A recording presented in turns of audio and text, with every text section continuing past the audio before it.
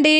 గుడ్డులో మిరపకాయలు వేసి చేస్తారని నా పెళ్ళయ్యే వరకు తెలియదు. ఈ రెసిపీ ఒక్కసారి ట్రై చేయండి, సూపర్గా ఉంటుంది.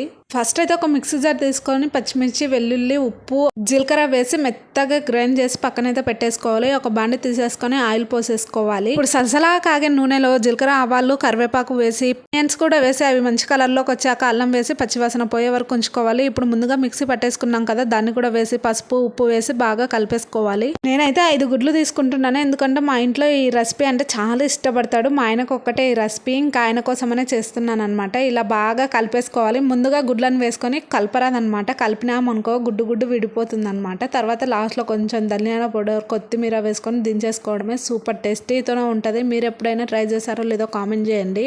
ఇంకేమైనా వంటకాలు కావాలంటే కామెంట్ సెక్షన్లో అడిగేయండి. ఇంకా దీనికి కర్త, కర్మ, క్రియ అన్నీ నేనే అనమాట. ఈ వీడియోపై మీ స్పందన ఎలా ఉందో తప్పకుండా అయితే కామెంట్ చేయండి. ఉంటాను, బాయ్ అండి.